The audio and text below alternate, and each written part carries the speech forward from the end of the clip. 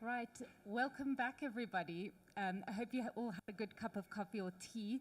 My name is Lauren Khan and I'm Director of Strategy and Research at Public Digital. In the first session this morning, what my key takeaway was really about the idea of DPI as a new way of thinking than about a technology-focused discussion per se. And for me, that's what really excites me about DPI. It's about reimagining the way that we can govern in a digital era. And I think we've heard a lot about how digital ID, payments, data exchange can serve as a means to many ends in a DPI era. And in this session, we really want to talk about those ends or use cases. And I think this discussion about use cases is really important because it's where use cases come in that demand can be driven. It's about meeting the real world needs of people, whether it's citizens or businesses or governments themselves. So today we want to really talk about how do we drive adoption of DPI principles and approaches in an African context. I think the second important thing we'd like to cover is, and we touched on this a bit, I think, in the first panel, what are some of the risks that come into play in a digital era, and what are the safeguards and governance that we need to build in order to build the trust needed to drive adoption. And then very finally, the exam question for all of us, what is the role of finance ministries in all of this? How do we bring finance ministries to the table? And I think for me also what's been coming through is finance ministries can both be beneficiaries of DPI, but they can also be really powerful drivers and enablers. And Ayanda, I think, brought that to life beautifully in the first session. So I'm hoping we can dive into all of that a bit further in this discussion. And to help us do that, I'm really delighted to be joined by 4 fantastic panelists today. I invite all of you to be provocative and really push the debate here. So first up we have Mopane Shabalala. She's a Senior Manager for Business Solutions at SASSA, which is the Social Security Agency in South Africa.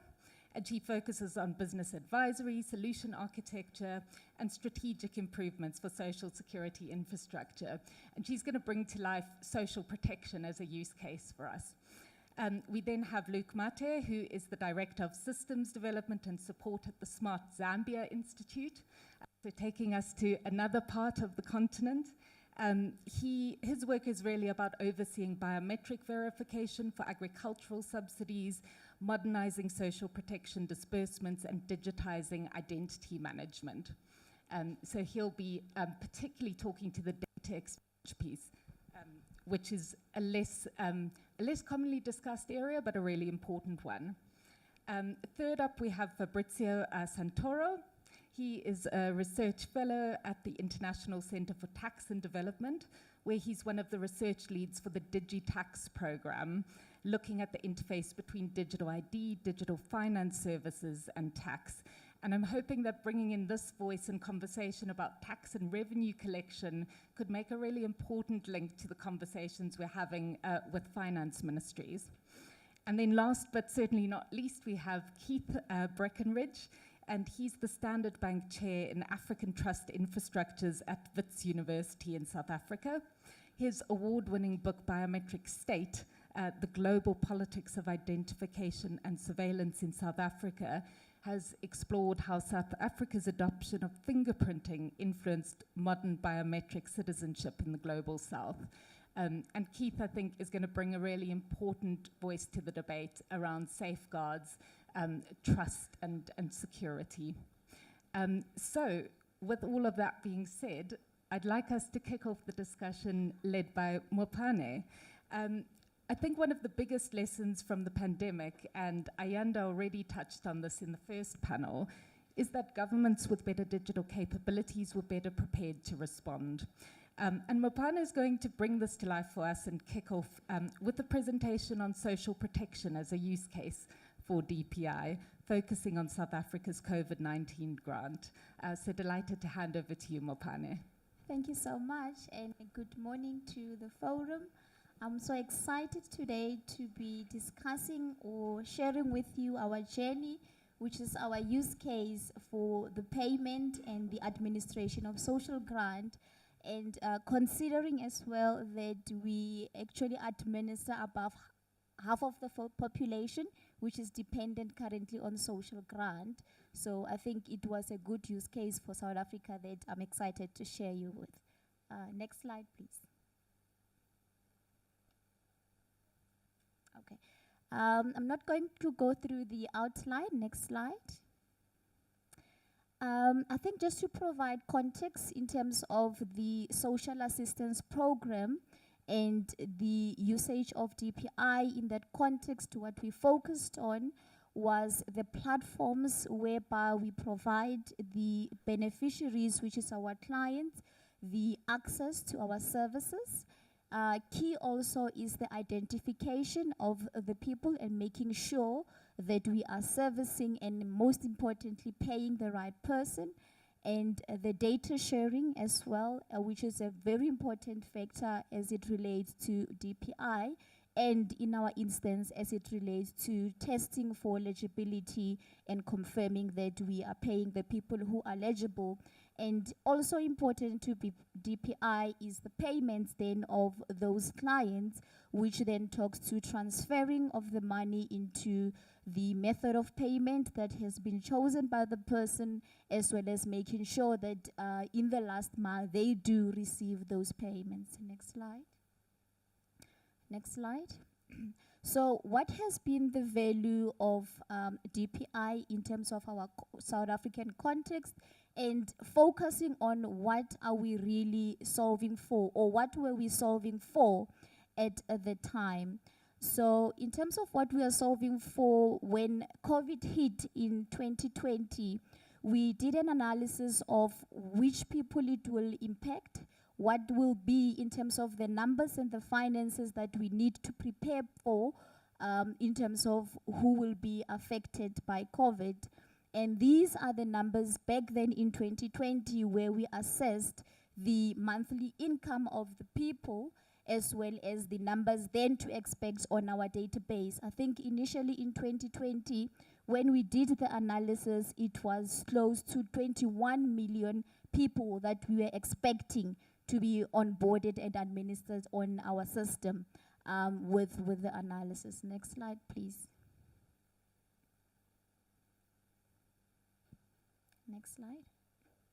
So what was the opportunity of DPI in context? And this was brought upon actually from us by South Africa, whether it was fortunate by COVID, where we had then to pick up our socks and be able to then service our clients differently.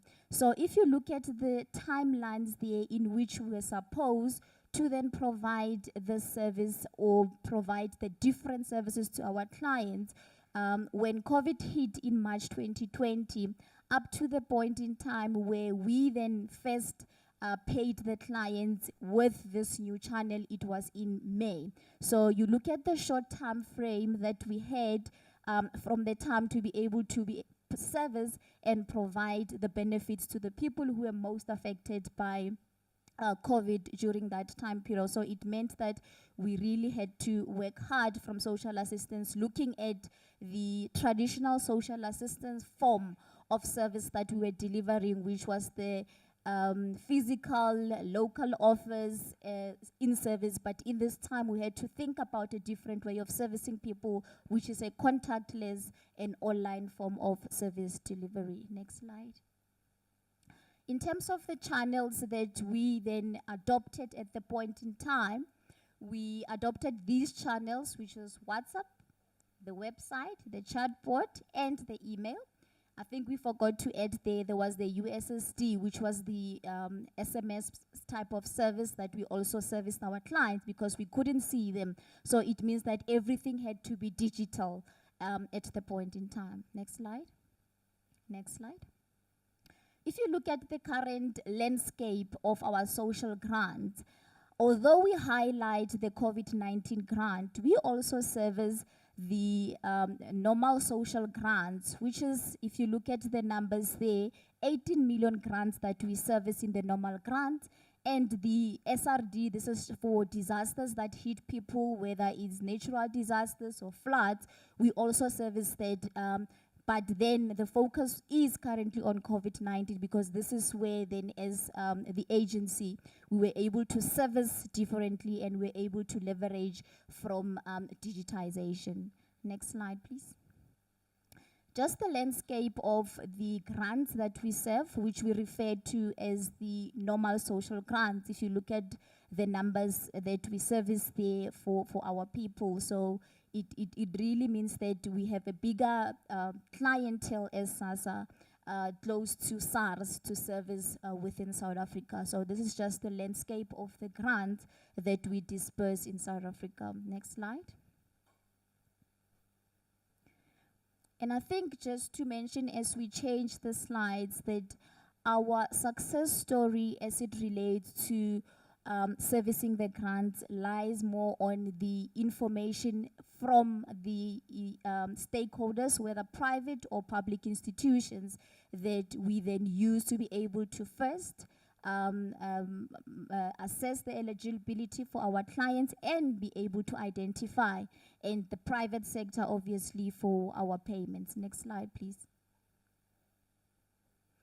Just the landscape of the COVID-19 grant, whereby at a monthly level we assess about 16 to 17 million applications, because we have to do this on a monthly basis based on the fact that this grant is a type of relief whereby it depends on your monthly circumstances changing. So it means that on a monthly basis we need to be looking at over 17 million applications, and from that landscape we then approve and pay an average of 9 million clients within that basket. Next slide. Next slide, then I will be talking to the strategic partners. I think this is the most important success story for the digitization roadmap, or what we can refer to as leveraging from DPI. You look at the Department of Home Affairs, where we then have to identify and confirm identity of a client, so it's our most important stakeholder in our journey. You look at the government pension salaries, where we have to confirm employment of a person. You look at the pension fund, we also confirm whether a person is employed or whether a person is receiving some form of benefit post-employment. We also, as per our regulations, need to make sure that we do not pay the people who are being taken care of by state benefits. So if you are in a correctional service already, the state is taking care of you, so then in that instance you do not qualify. And that goes same as well for the National Students Fund Aid, because the government is taking care of you there if you are studying. You look at SARS as well, which is our biggest team player in this exercise, whereby we also confirm employment of the person. You look at UIF, the contributions also guide us there in terms of, are you contributing, meaning you are employed in the private industry. And most importantly then, the banks, which is through the Banking Association of South Africa. And I think in this aspect we have formed, since COVID, very close collaboration with this private sector from the banking side. And you will see when I talk about our risk mitigation processes, how they played an important role, and also in the last mile, where is in the transfer of the funds. Central Bank and National Treasury, I think Ayanda touched on that earlier. They are the biggest player when it comes to financing this grant.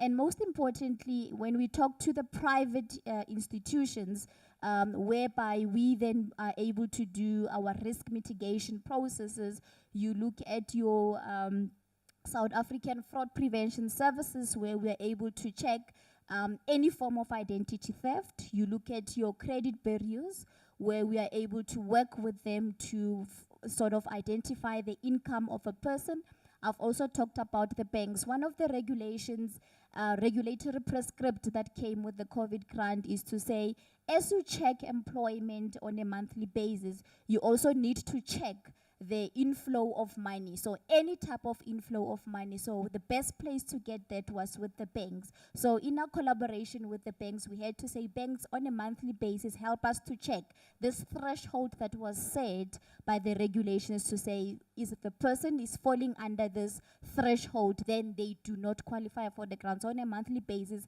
the banks are also able to tell us that as part of our eligibility. And that we're able to achieve with this whole partnership through the use of data sharing. I think this is important in this aspect, and we're using there the API. And as we developed our system, we made sure that at the point of development, we were concentrating on API as a principle when we developed this system to be able to work for us. Next slide, please. I will just touch on the challenges that we then faced in our digitization roadmap in this instance. And this is across South Africa for servicing of the clients. You'll be surprised that we had instances of clients who would say, I do not have a cell phone. So when you introduce this type of grant, how then will you service for me? Are you excluding me? So those exclusion concerns were a really big part of what we were trying to resolve for as we were then servicing the clients. So if you can see this, there's at the point in time, up to 400 clients would then be using one number. So at our most rural of the towns. And procurement in government, I think it was mentioned earlier, it's a very, very painful exercise because as much as technology is evolving and you want to catch up, the procurement processes take longer. By the time you procure a solution, it's out of date. So those are the challenges that we have. And when it comes to payments as well, the clients would say, I do not have bank account. How do you then pay for me?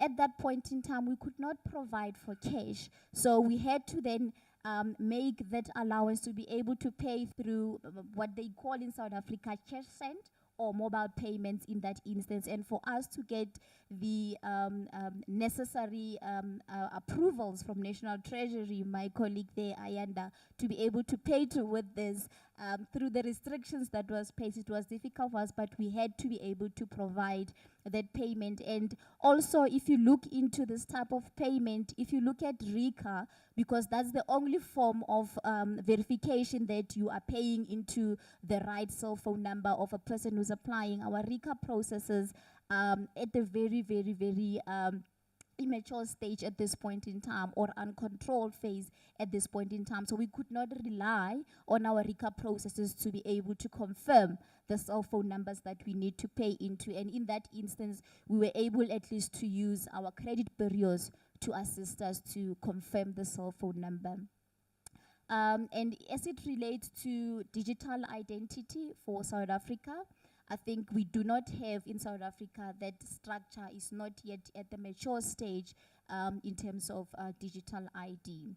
And Ayanda talked to this earlier, a need for a centralized database. We had fragmented systems in the government, and we are not able to have a consolidated view of a person. So we had to knock on multiple doors, knock, knock, can you please allow me share data with me? Knock, knock there, can you share data with me?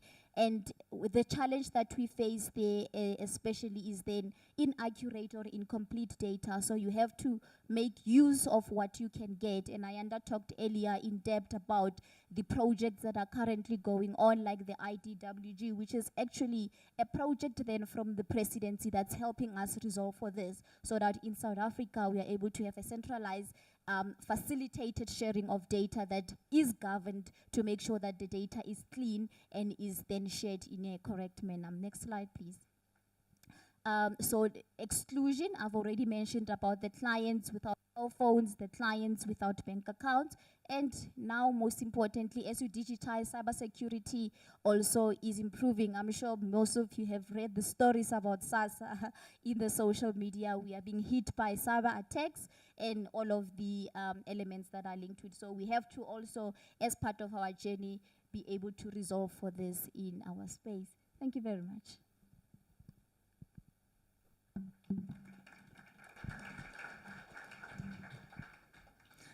Mopone, thank you so much for sharing such fascinating insights and I think a great example of a use case that's much needed. Some of the key takeaways I think I took from you are that your really strong focus on what are we actually solving for, to Cahal's point about taking a problem-driven approach, putting that at the center. I think your points about the need for these strategic relationships with private and public institutions and somehow focusing all of those around the end client's needs, which it's amazing that you managed to do that and bring policy and service delivery together. And then my final takeaway was your focus on designing for inclusion. I think this use case is such a critical one because you are working with the most vulnerable people in society.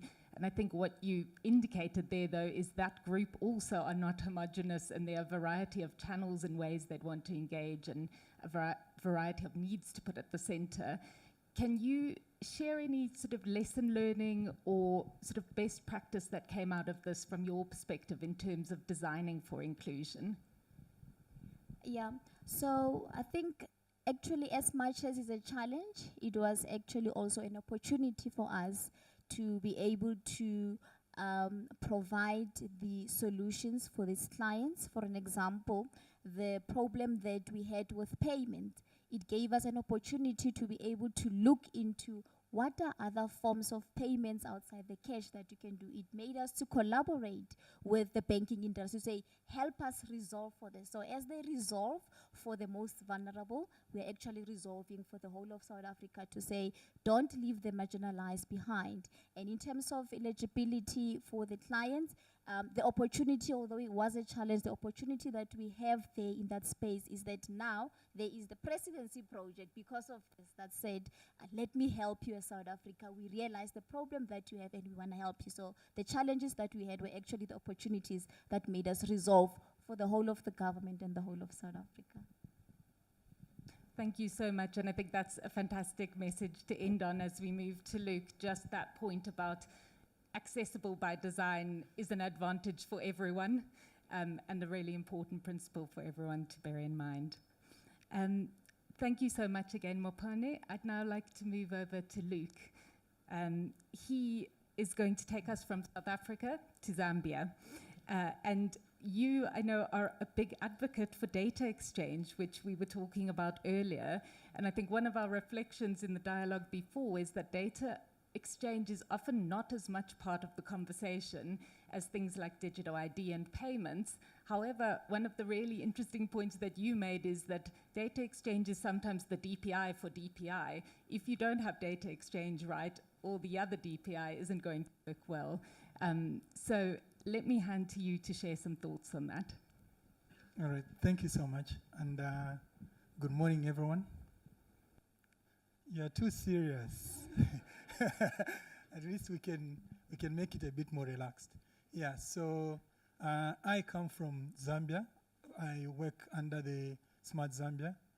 Maybe just for context, Smart Zambia is a government agency or division which operates under the Office of the President.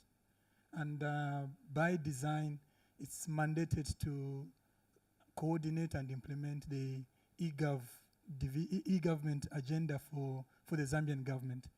I had an opportunity also to work with the Treasury or the Ministry of Finance, where I used to head the ICT, and now I'm privileged to be looking at digitization from a central view, or a bird's eye view in this case, where I'm looking at it across the entire government.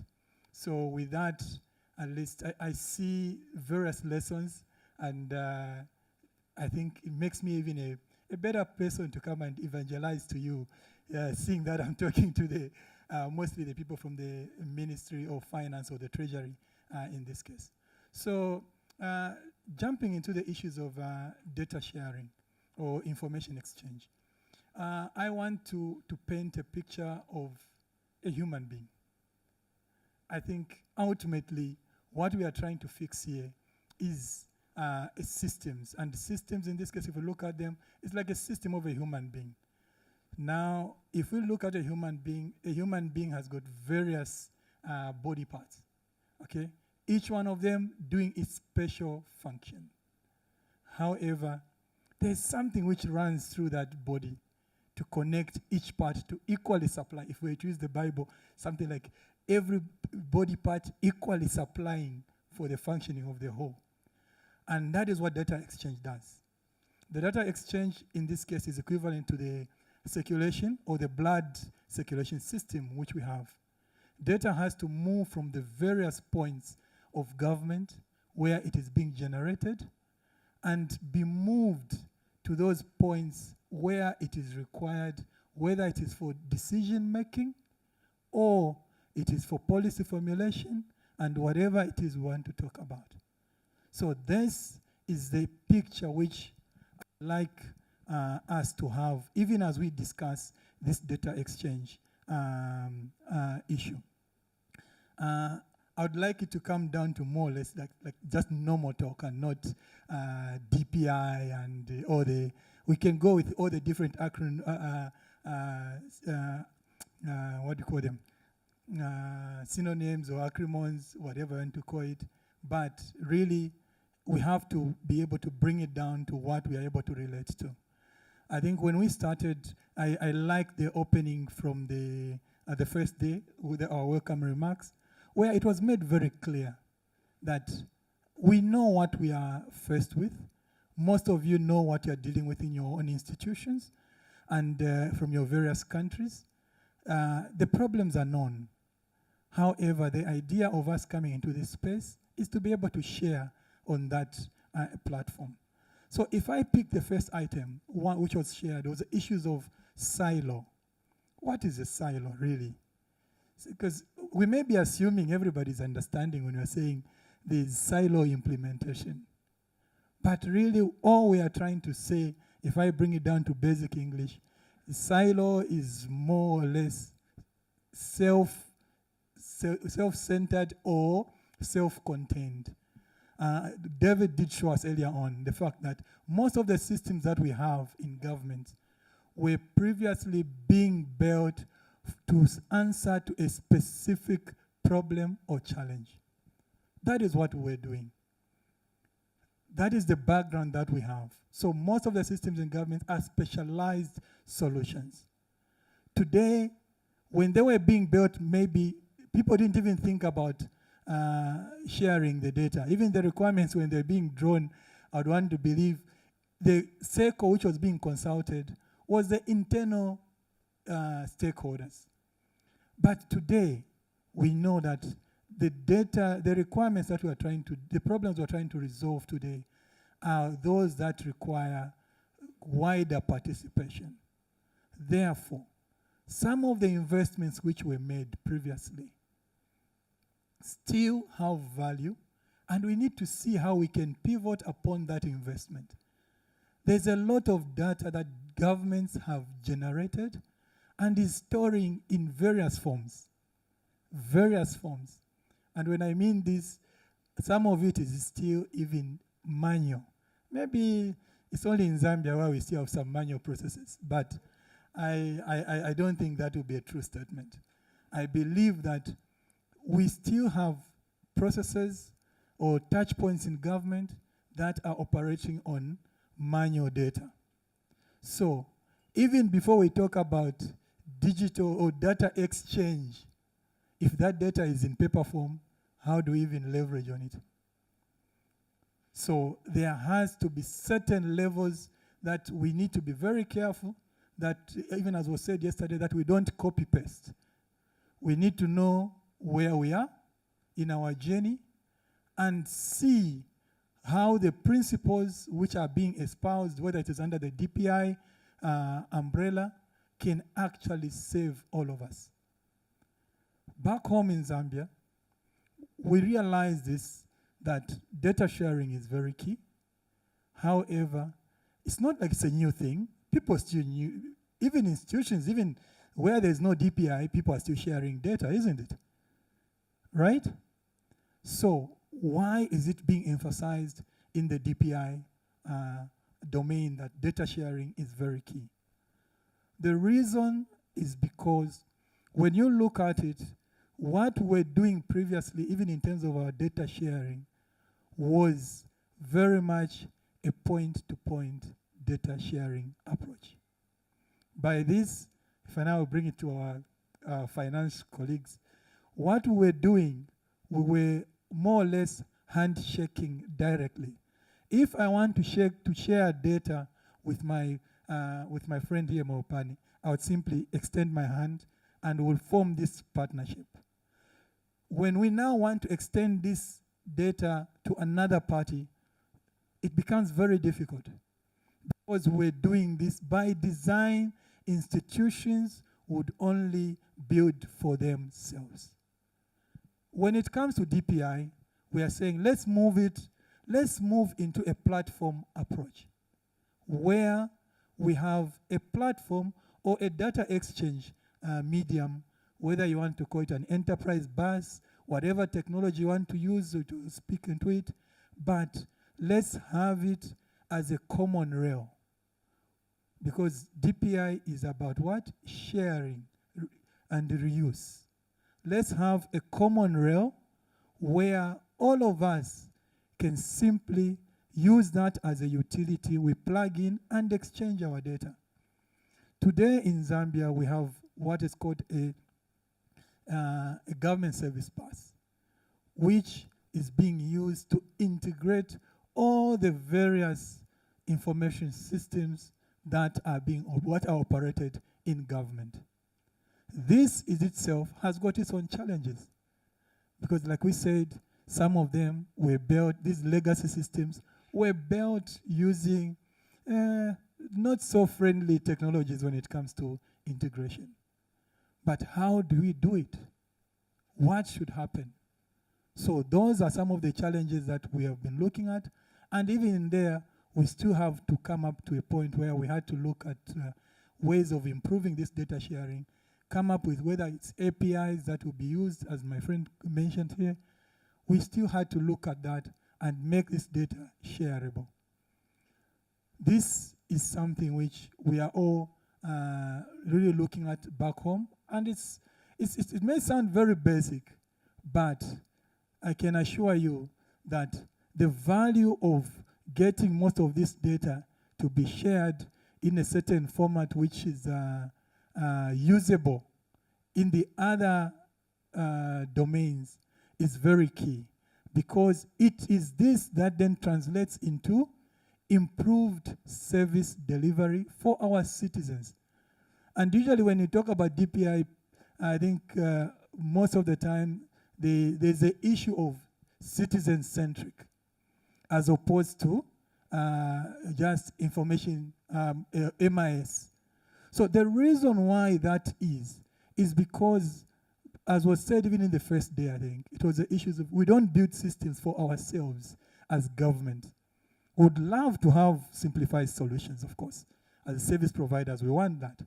But we are looking at it with a view of making service delivery, which is the mandate of government, make service delivery optimized and efficient.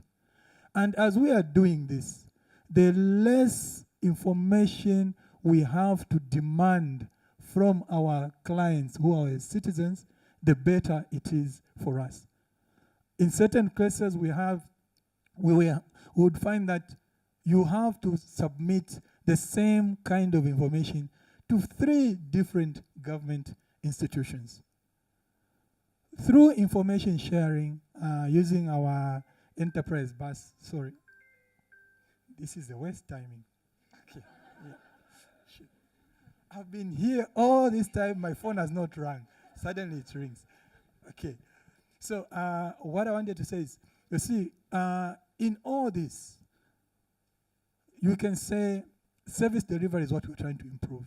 But there's also one component which I wanted to point out, which is the issues of business process reengineering. In government, most governments, we have a lot of regulations or even standardized forms, right? So when it comes to those forms, usually those forms, you find they are even backed up by laws to say you should feed in Form A. From Form A, you should feed in Form 21, Form 21B, Part 1. But you see, and when you check the data which is being requested for, that data may already be existing in another institution or another entity. What this data sharing provides, this opportunity, is that we are able to simplify the amount of data that we ask from our clients. Because some of the other data, we can simply reference that data from the other registers.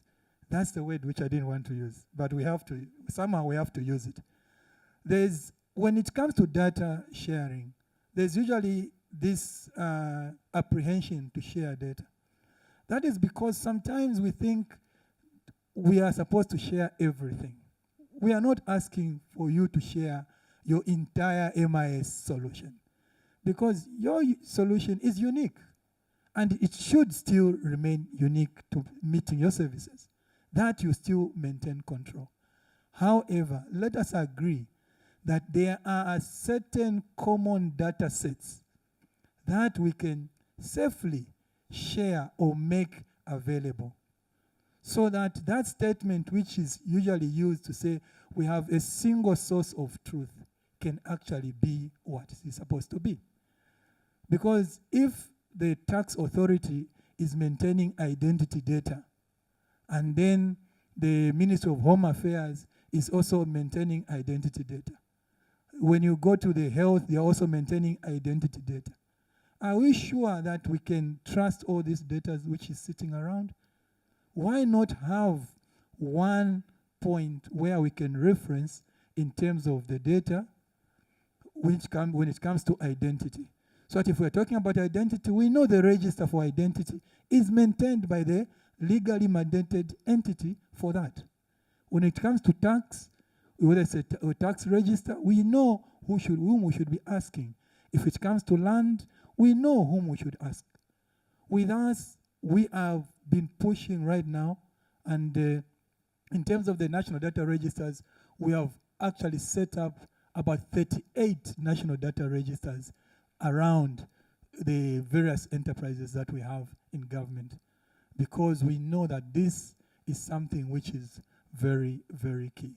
So, colleagues, in this case, what I'm just trying to provoke is the fact that the data that has been already gathered by the various institutions, that is the gold that we need to mine for the benefit of improving our service delivery, or even for the decision making that we all are supposed to be pushing for. I will take a break at this point. Thank you so much, Luke. I loved how you opened with the analogy with in the human body and all of this piece around data exchange really being that vital circulation of value throughout the whole body, and thinking about how the whole system works together for the benefit, I think in this case actually for the end user and citizen. I think my key takeaway from some of the points that you've made there is really about putting service delivery for citizens at the center. I think it's easy, as you say, to get caught up in technical terminology and talking about registries and data, but I think thinking actually about how does all of this add value for that end user is something that I've really taken away. I think I need to move on to the next speaker, but I have one quick question for you. As someone who's been on the inside and made it out of a finance ministry and been on an incredible learning journey, what is your one message to people in finance ministries who are starting on this journey? What is their mindset or best piece of advice you can give to them? Okay. So I think there's one thing which I would really push to the ministry staff, and that is don't get locked with your KPIs. What do I mean? Please, I'm not saying you ignore your KPIs, no, but I'm saying let's push them a bit further. I'll tell you this. I think when I was in the ministry, I remember you find the deliverable would be maybe for, let's say, for budget office or for the office of the accountant general, was to ensure that you have disbursed the money to the MDA, right? Can we agree on that? Maybe some of you have that KPI on your delivery. So you find the ministry, once they have dispersed to the MD, as in we have funded the Ministry of for Social Services, we end there because we are funded, right? However, can we push it a bit further to say, while we have funded, how efficient is the delivery of the service for that same program which we actually funded? That is where now the value of Ministry of Finance, I think, should be going to now. It's not just to make available the resources, but we should be able to follow the money trail to the point where it is being consumed. We can say this in terms of funding to social protection people by way of the Ministry of Finance should be very much interested to know who is actually receiving the money that we are making available there. Is it going into fictitious, into ghost beneficiaries, or is it going to real people? That is something. We can talk about health.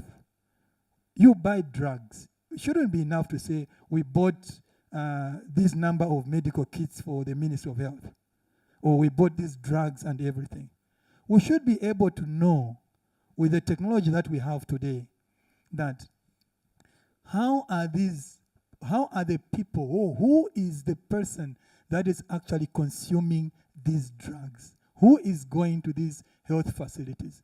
Can we trail, are we able to trail the various systems or the information? Can we be able to get the real data as we need it and when we need it, but not just for our reporting of those high-level macro indicators, but we should now get interested in seeing how this is actually transforming the citizens or reaching the citizens that have employed us to be in these privileged positions. I think that will be my Thank you so much, Luke, and great message on following the money, following the people, following the outcomes. I think that's a great takeaway. I'm going to move swiftly on to Fabrizio now. I think, as I noted at the start, we would really like to explore some of the connections and lesson learning that we can get from the revenue collection space, which is where Fabrizio brings sort of vast expertise. I think there's a lot of optimism in many quarters about the relationship between digital payments and formalization and taxation.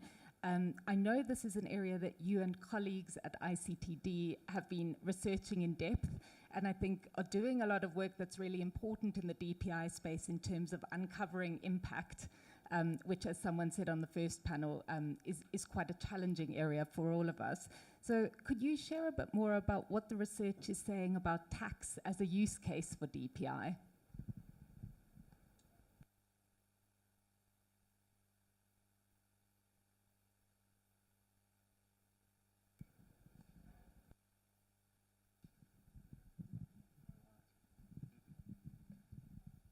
Thanks, Lauren. Hello, everyone. Yes, as a background, I could say that the International Center for Tax Development has been doing research on tax and digitalization for the last 10 years. And specifically in the last 4 years with the DigiTax program, we've been working a lot on the intersection between DPI and tax. The program has been funded by the Gates Foundation, and we also now secured a new grant for the next 3 or 4 years to do more research on DPI. Well, there is of course huge potential for DPI to strengthen, streamline, and make tax administration more efficient.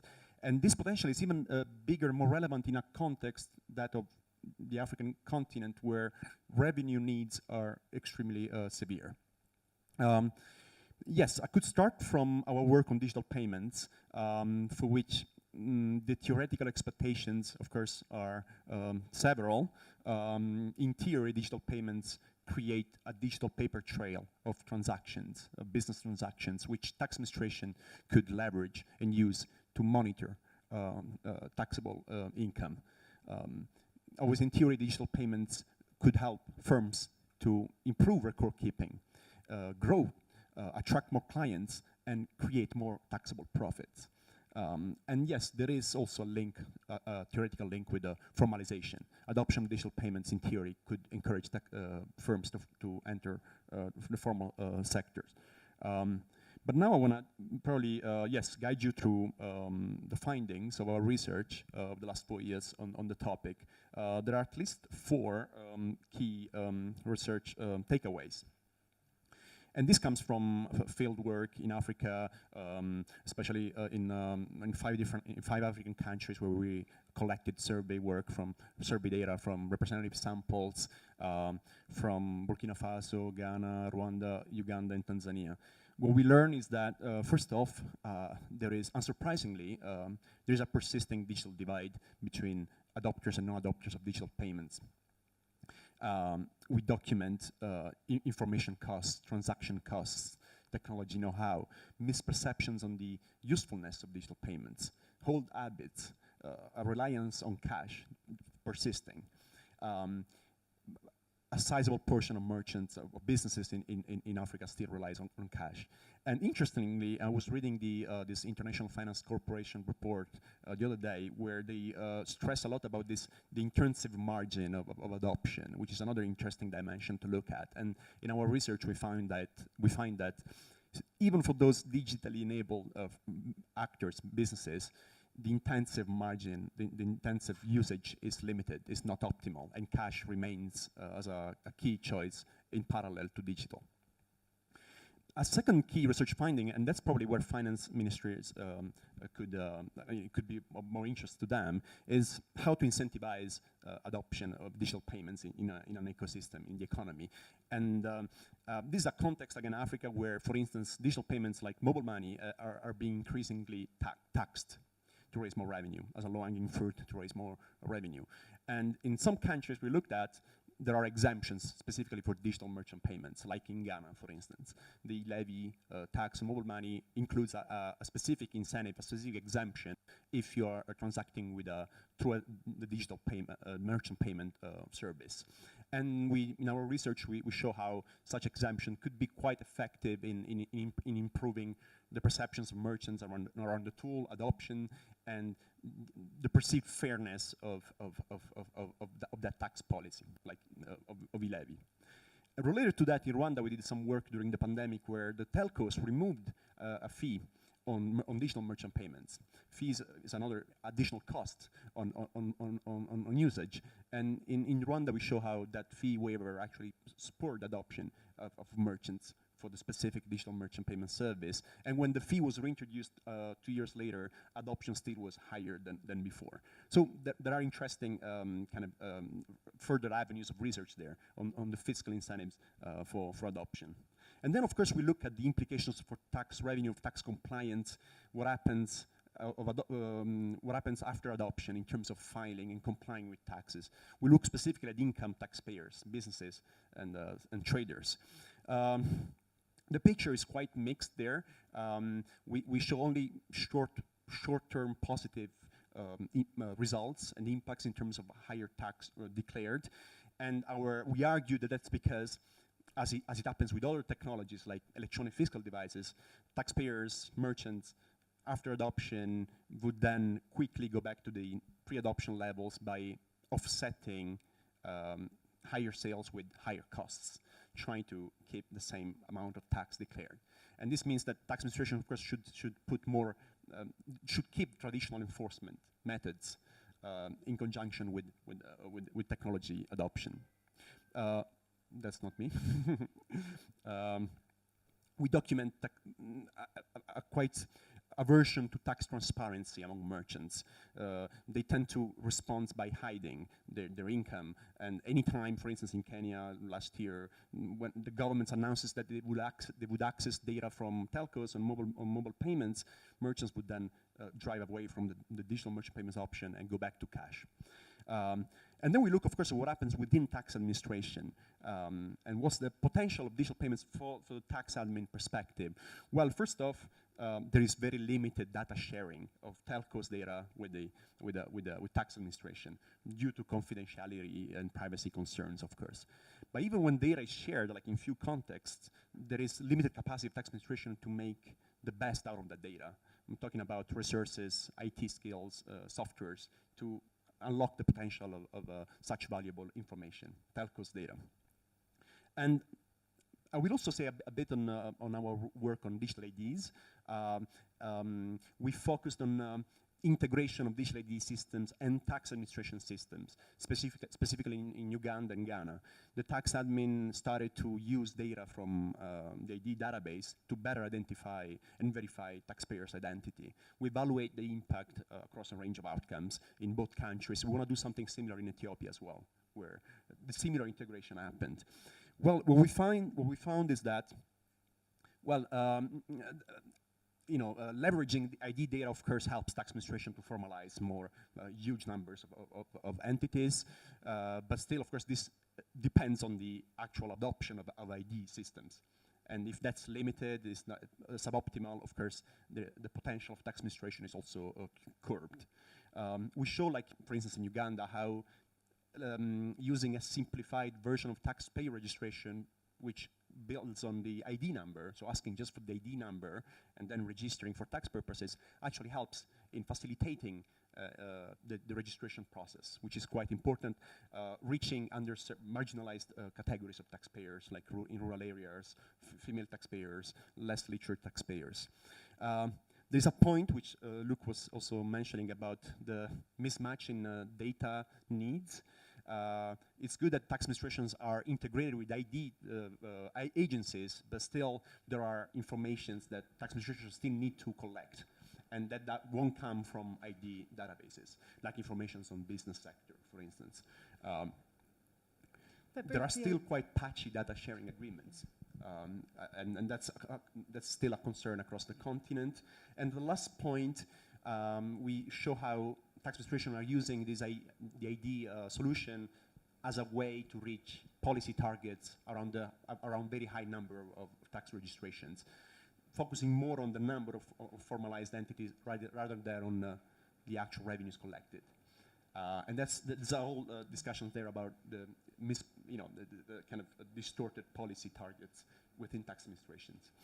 Thanks, Fabrizio. Yeah, I'm going to have to pause there because I really want to make time for the audience to come in. Absolutely. I know there will be a lot of questions to unpack there, so if it's all right with you, I'm going to move to Keith to give some final thoughts and then be able to open up to the audience. And Keith, I know you've been studying ID and payments and data exchange for a lot longer than we've been calling it DPI.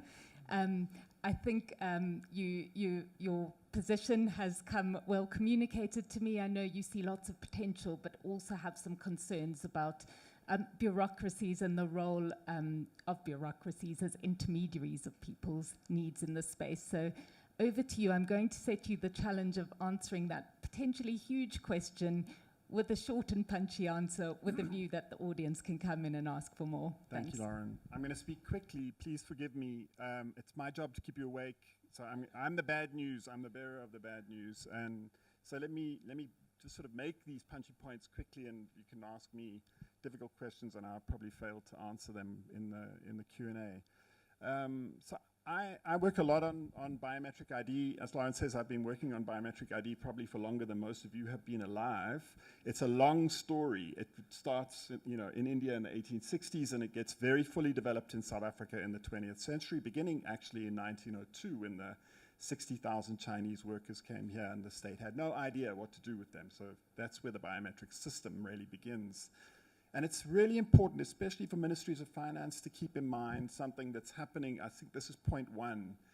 biometric ID and DPI in general is pushing the individualization of credit surveillance and credit worthiness. So whereas before 1990, credit was a firm-based characteristic. Dun & Bradstreet would tell you this firm is credit worthy, this firm is not credit worthy.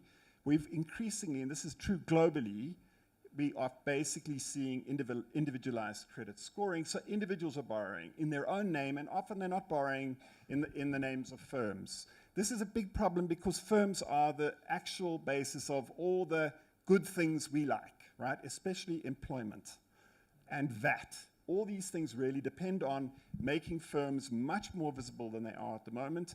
And DPI, at least as it's currently structured, is pushing us towards more and more biometricization. So we're constantly asking, we want to take some characteristics of the person so we can be confident this is actually the person who's borrowing in their name. We can say a lot more. I can talk a lot about what those collective forms of property look like. It's particularly potent in South Africa with the Roman Dutch tradition. We have no essentially trust law here. In South Africa, we don't have equity. We have individualized property. So you can't really own collectively, as is often the case. If you look at most of the forms of financial property, the big sources of wealth are held collectively in trusts, and we don't allow that in our law. We've made it really difficult, and we've injected really very hard tax requirements into the trust law. All right, so what DPI is doing in India in particular, and I do think we need to be clear, the models we're adopting are coming from India. What happens there is really going to determine what happens on this continent. South Africa will be the second. Kenya is also really important in shaping how this works. Rwanda is really important, so is in fact Ethiopia. But what the Kenyans are talking about, they're fighting with it at the moment, is something they've called the trust layer. Sometimes they call this the fiduciary layer. And this is the equivalent of those of you familiar with the European story of what we call open banking. So you can say, I consent to giving my bank transaction data to a fiduciary who's going to make that information available to somebody else, typically a lender. Now, the idea is I'm going to be able to borrow using this transaction data. It will give me some means of... Now, sounds like a great idea, right? But just be aware of where we are today. Mapone said this, right? SASSA was hacked. There is no one whose data isn't actually available on the internet. In South Africa in the last 5 years, both Experian and TransUnion have had their entire credit surveillance data dumped into Telegram. Right? It means we're all sitting here exposed by this, and what we're talking about is building a platform that exposes the weakest, the oldest, the least educated. My dad's 92. I work with him on the phone all the time. You know what I'm talking about. People they do not have the resources they need in order to basically defend themselves in this world. And there is nobody talking about what we need to be doing in order to protect them. 2021, 90 million people in India were subject to social engineering attacks on their mobile money accounts. These are not technical problems. These are fundamental problems. You are not going to engineer your way out of this because the gangsters are always going to be ahead of you. They're going to find new ways of doing this. They're not relying on breaking the encryption. They're basically following people, and they know how to do it, right? And old people don't have the means to defend themselves for this. That's point 2. First point, biometrics is pushing to individualized credit. Bad. Second point, DPI is pushing really weak people into the firing line, and we are not giving them any tools to defend themselves. That's the second point. This doesn't just come from the gangsters, it's also coming from the state. Mapone knows this. We are in the middle in South Africa of a terrible fight around the blocking of IDs. If you don't know this, if you're a South African, you don't know this, you should be ashamed of yourself. If you're studying DPI and you don't know it, you also should be ashamed of yourself. In January and recently, the Deputy Minister Nzunza said at end of October, 2 million people, no, not 2 million people, 2 million IDs have been blocked by Home Affairs. That's 5% of the adult population, ladies and gentlemen. And that means you cannot bury anybody, you can't register the birth of a child, you can't. And we have this very, very well-designed harness system, I know, Lauren, where if you want to get a phone contract or any kind of credit, the provider interacts with harness, the biometric database. You're sitting there, they are looking at your harness record, and if your ID is blocked, They just get it's a red light. The red light says, don't lend to this person. And that is justified, again, as my opponent said, by SABRIC, by the banks. The banks say we can't allow a situation where essentially forged IDs become the basis through which people access credit. And they present very large numbers of theoretically endangered credit that could be stolen if we don't do it this way.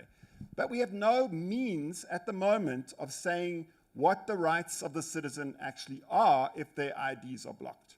How long should it take Home Affairs to solve this problem? And there are people, lots of them, who have been sitting for over a decade with these blocked IDs. Some of them are unquestionably South Africans. They've never left the Free State, right? They are there and they have been unable to get a reply. So this is again the question of what are the remedies? How does the person get the state to actually act to solve the problem? How long should it take before we can bring essentially criminal liability against Home Affairs? One more quick point. Right, so how do we fix this? I'm afraid it is actually clear how we do it. We do it by using this word fiduciary. We know what fiduciary means, and in English law, a fiduciary is someone basically who acts as the owner of property that belongs to somebody else, the beneficiary, right? And we hardly think about this in South Africa because we wrote this trust law out of it, but it's how all finance works. It's what happens if you're very rich. You go and find a solicitor in London, you hand over your fortune, and he says, don't worry, you'll never pay tax again, I'll take care of this for you. That role of the fiduciary is managed, regulated by what we call equity, right? The law of trust, the law of fiduciaries. And if you misbehave as a fiduciary, if you do anything wrong, the law of equity will come for you, right? It's got the right, and they can go on about this, but the right to dig into your assets to find the resources that you basically misappropriated from the person on whose behalf you have been acting. Why does this matter?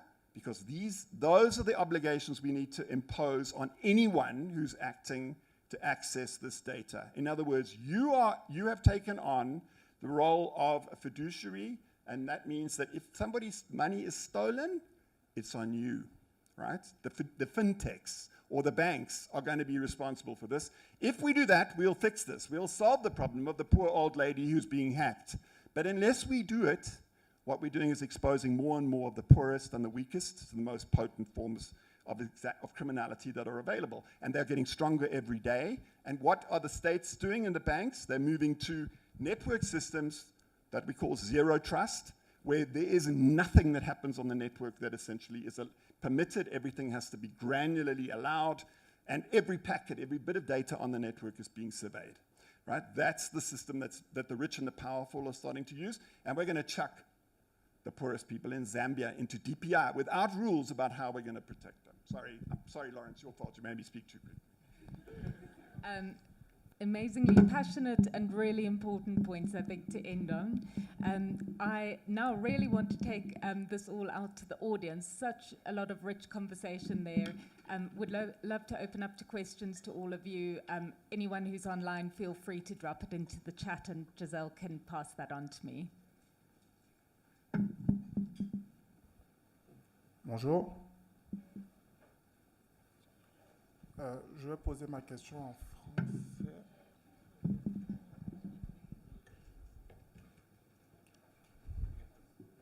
Alors, merci aux différents intervenants. Ma question est pour Monsieur Luc Matt de Smart Zambia, qui a parlé de l'importance du partage des données. Et pour les données, ma question c'est si il faut centraliser en fait les données dans une base de données, comment on s'assure que les données sont à jour, et même quand il faut les mettre à jour, qui est le propriétaire de la donnée, c'est-à-dire qui a le droit d'écraser la donnée dans la base de données.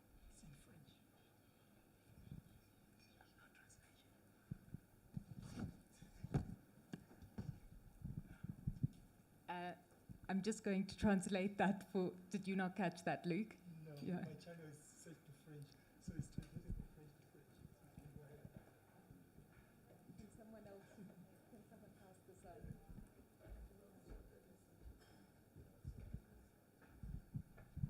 We'll take the next question while we get that sorted, and thank you, I've noted. If you want, I can translate it. He was asking about, in data sharing, who's the owner how to control the data is properly updated. So if there is a data, how important is data control and data ownership in regard to sharing data? Okay, thank you. Sure. Are there any other questions to take first? And we'll come back to that. The gentleman over there. Thank you. Just trying to understand the mention by this gentleman about individualization of creditworthiness of individual, trying to relate it to at least a challenge or concern around DPI. And quite well, you know, the digital technologies actually promotes customizations and sometimes even personalization of services. And I think it's based on this personalization of services, some additional values are being developed through innovations. In fact, like remote work, virtual conferencing and the sort, people have to be identified individually, at least for guaranteeing that, yes, you are talking to the right entities. So are you contradicting these concepts so that at least just to understand what you mean by individualization? Thank you. Thank you. And we'll take one more and then we'll go over to responses. Giselle, is there someone online with a question? Yes, so Eve from Rwanda has got a two-part question. So the first one kind of goes to something that was mentioned by a few of you. How do we ensure that the language we're using for DPI is accessible for those with low literacy? And related to that, there's an acknowledgement, I think, in the room and online that private companies are important for getting access to rural and urban areas and to make sure that this is accessible to everyone. But how are we offering support to clients to protect them from scammers who maybe are trying to make profit or whatever from that access? Thanks so much, and a great set of questions. Luke, I'll hand to you first for the question around data exchange.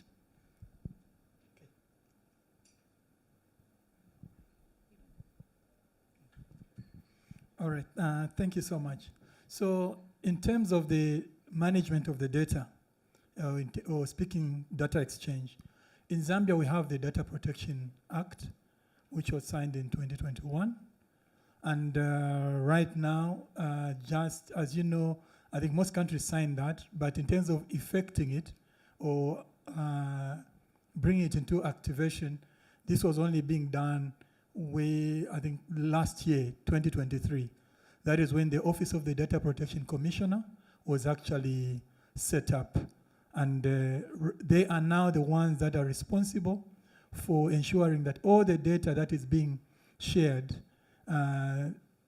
institutions have to ensure that they get it to be cleared by the Office of the Data Protection Commissioner.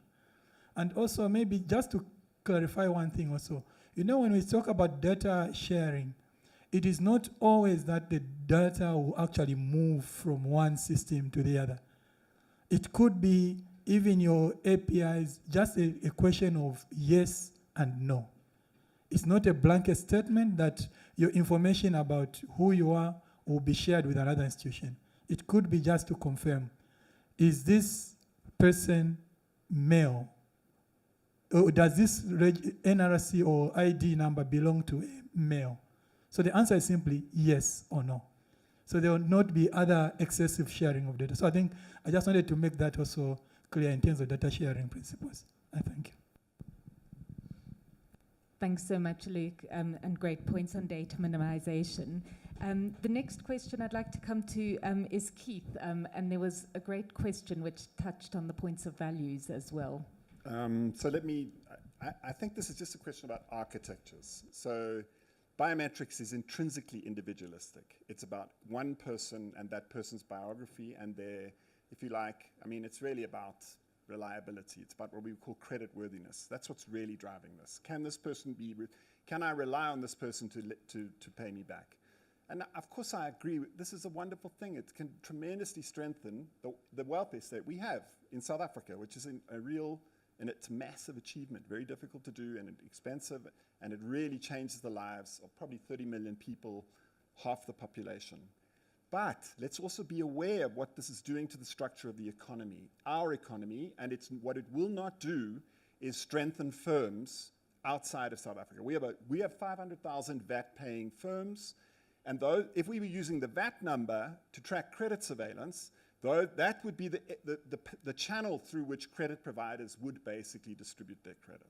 But instead of that, they're using a FICO score, Experian and TransUnion, developed in the US to allocate credit. And it's that score that constantly, basically, pushes towards increasing private credit systems, individualized credit systems.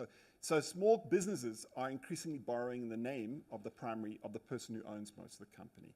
And that's a really big problem because it means that there's less and less of what we would call shared risk, and a lot of the real benefits to economies come from those small firms. And those small firms are actually how African economies work. All of them, right? They're all full of two mom-and-pop little 1 or 2 person firms that we need to find ways to basically formalize, to make them visible. Now, to be fair to the DPI, the guys who work in DPI in India are much cleverer than me, much cleverer, right? They know this is a serious problem, and they have begun to talk about making your VAT payments record a tool that you can basically take to your bank to leverage credit. But let's watch that carefully. Are the lenders actually lending at a rate that's going to be something that firm can sustain? There are lots of these micro lenders across this continent that are lending at 1% or more per day, right? No economy can afford that. If you tried that in the US, you'd be burned. They'd literally all come with pitchforks and chase you out, right? But it's happening here. And again, it's a question of protecting the people who are being encouraged by the tech to borrow. Click here if you want a $10 loan, you know? And then that begins a very serious process that may not actually be sustainable. Right, so Eve's point, how do we protect them? I think it's really simple. You just shift the liability in the law. If someone's phone is hacked, shift the liability to the credit provider. That's what happens in the US, right? That's what they do. That's what the Credit Decency Act 1976 says. If someone steals money from your credit card account, it's the credit provider's responsibility. What do we do here? We say to you know, Mandlovu sitting in some village in Tabankulu and someone's broken into her account, she's the gangster. Now, the problem is actually there are a lot of gangsters in South Africa, right? It's a very dangerous place to do business. You constantly find people who are breaking into their firm's accounts.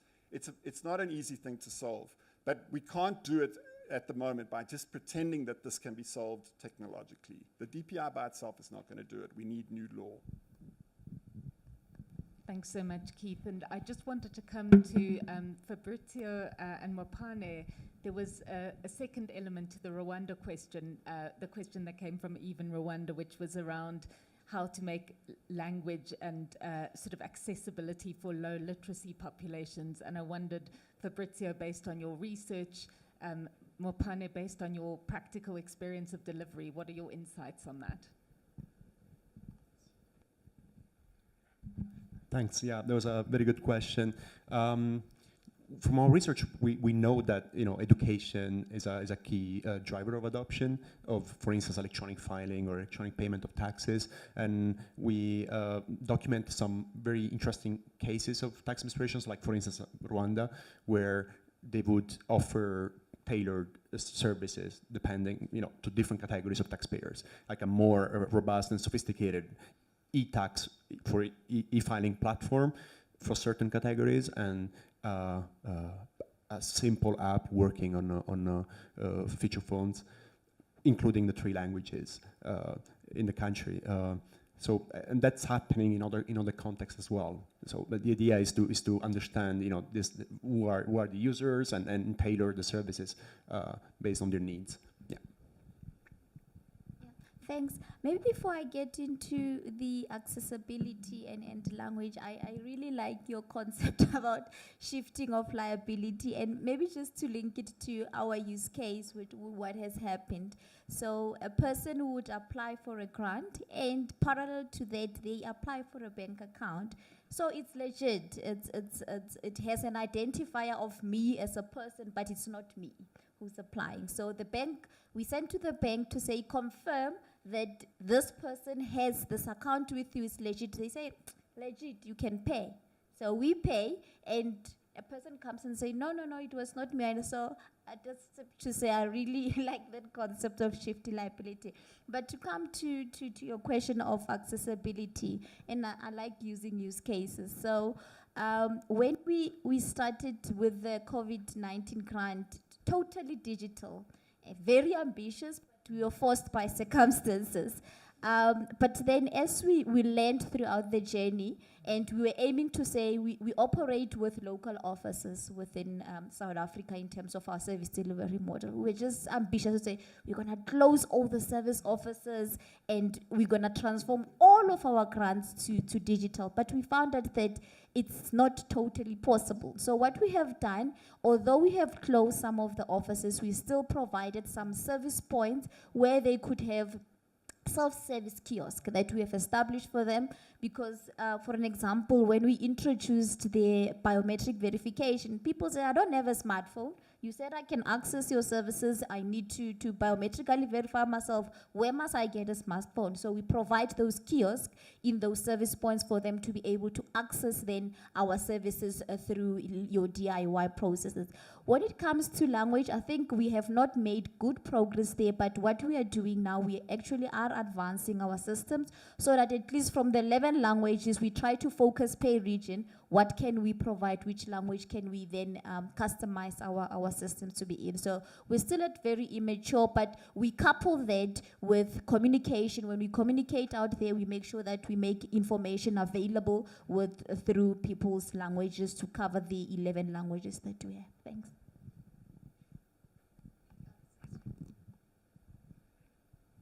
Thanks, everyone. I think we have time. Do we have time, Giselle, for one more round of questions? And then we'll wrap. Anyone that we can come to in the room? Kahar? And then I'll come to the back. Can you hear me okay? Yeah. Thanks to all the panelists. It's been a great discussion. I guess the question is for Keith. I think, you know, some people who are working on DPI or DPI thinkers would say, well, your views are consistent with ours. We want new institutions to kind of oversee and regulate this stuff. But I also think you're right. You know, most of the discussion is around the technology and not enough on the public in DPI. It'd be interested to get your views on, like, do we need new institutions, like, to pass these laws that you're talking about, or do we just need more capability within existing institutions to pass legislation and then regulate and enforce it? Thanks. Thanks so much. We'll come to the back and take one more question and then come back to the panel. Thanks, Lauren. Amir here from IGA Foundation India. I mean, you can assign this to someone on the panel as you see fit.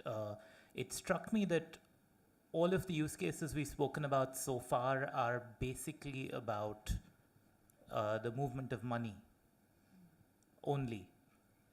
Even when we spoke about data exchange, we basically spoke about it in the context of transferring money or credit to someone. And so I'm curious about, do we think, and of course I understand we're in a conference on public finance, and no doubt the movement of money is top of people's mind, but do we think that there are use cases for DPI beyond the movement of money or access to loans? Or do we think this is basically just a financial set of use cases? Thanks, Amir. Great question. One more, and then we'll go back to the panel.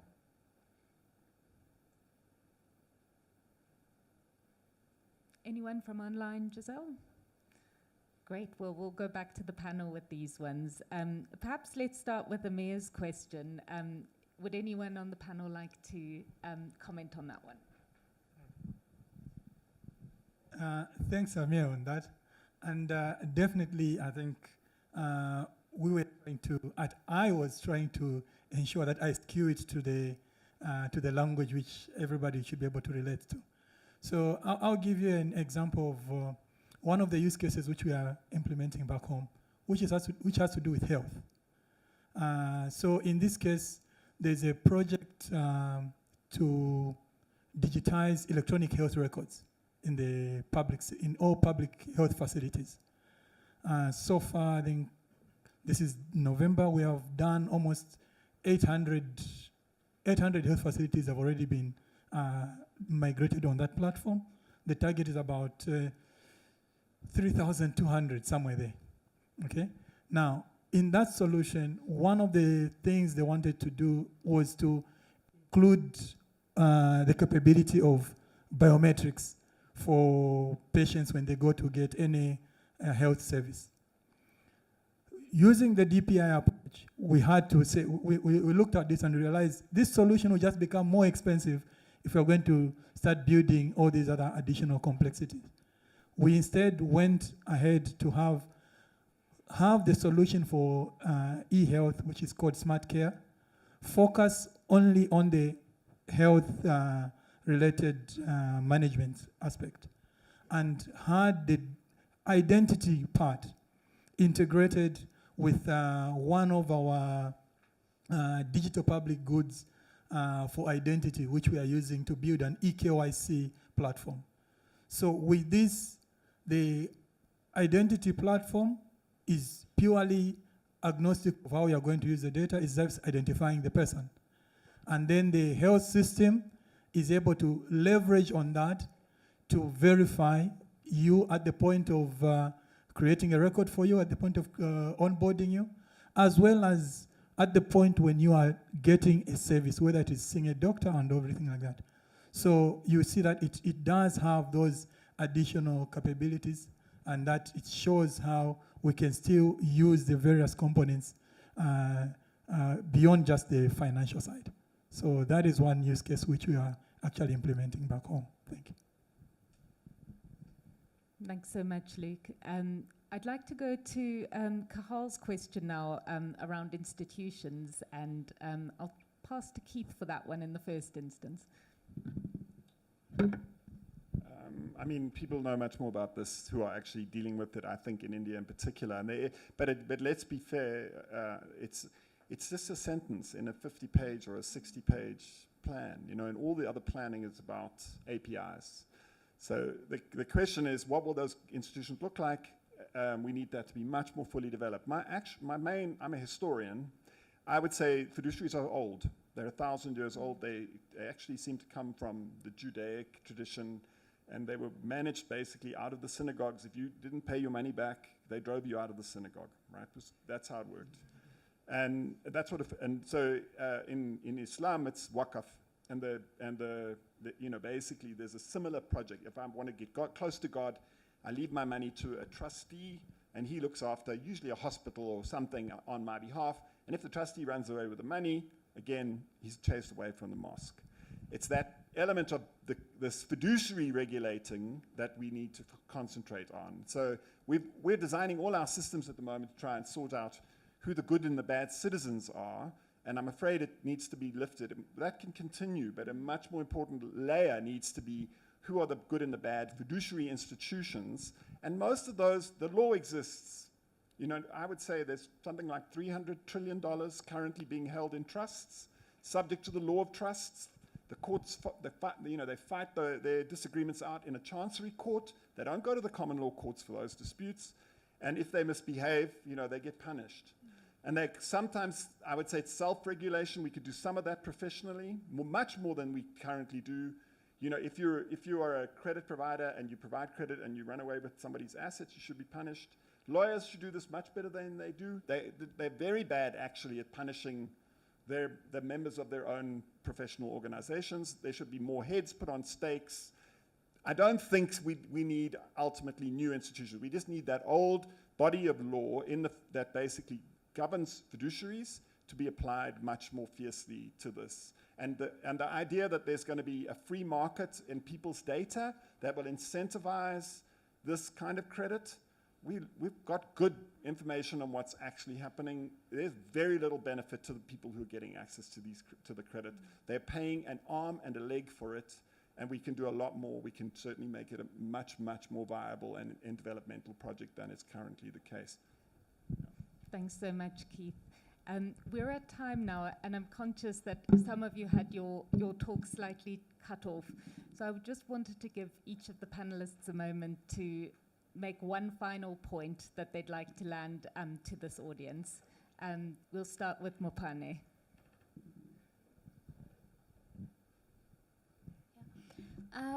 From my side, I must say that whether we call it digitization or we call it DPI, for me, I think in South Africa, the focus on the highlight to it, I think is very exciting, and is getting the correct support from the presidency and everybody. So I'm really excited that over the years, it was every institution for your own, private, you do your own, public, you do your own, I don't care what you do, but I think it's these three elements of DPI that I've talked to, which is your digital ID, which is your data sharing, which is your payments. I think it's common across the institutions, and I think I'm very excited that there's headway towards that, and there's a collaborative effort that I've seen from both the public and the private sector in this instance, and I'm very excited about that. Thank you. Yeah, thanks. No, from my perspective as a researcher, probably a key point I would like to make is that we probably need more rigorous impact evaluations around such DPI adoptions and integrations. And this could be done in a collaborative, multidisciplinary way, learning from different background and perspectives. That's what we're committed to do in the next few years. It could be nice to understand, for instance, how the tax system could work, could serve as a DPI in itself, and it's already happening, whereas tax data is used for multiple purposes, just beyond mere taxation, creating additional value for taxpayers. So, yeah. Okay, I think my final words will come to the issues of capacity. I think we've been hearing a lot about government building capacity and everything like that.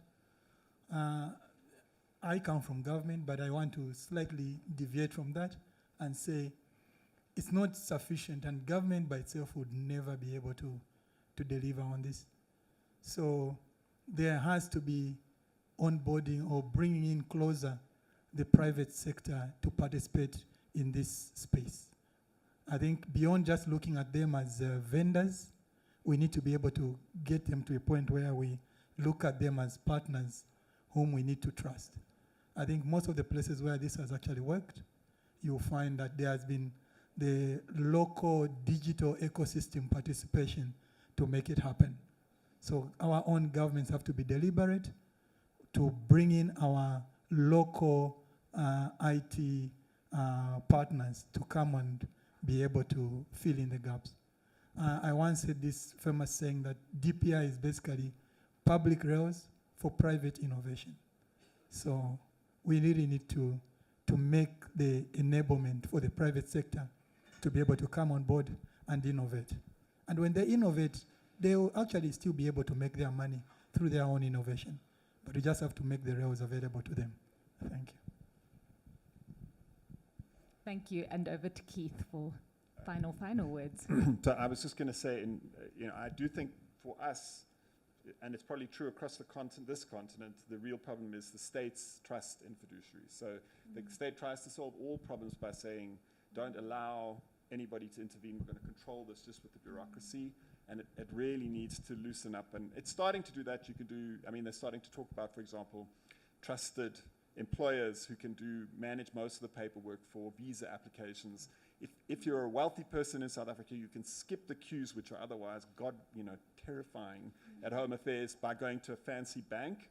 You have to be, I think any bank customer can do it, but it's sort of by implication the wealthiest people get access to that. So that's an example of the kind of delegation and trust in fiduciaries that I think can solve a lot of these problems and build out the state's capacity, which I agree is a serious problem. But if they misbehave, they need to be punished.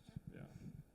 Thank you so much. I think that's been an incredibly rich discussion. I really appreciate all the thoughts from the panelists and questions from the audience. I think what started as discussions about use cases and value for me has really hit home the importance of thinking about the whole ecosystem of collaboration that has to happen in order for people to benefit from service delivery. and the importance of how we allocate responsibility across the value chain in a way that actually puts people at the center and puts responsibility in the right place. So thank you so much, everyone. I will now hand over to Giselle, who's going to run of show for the rest of the day, and then it will be over to lunch for all of you.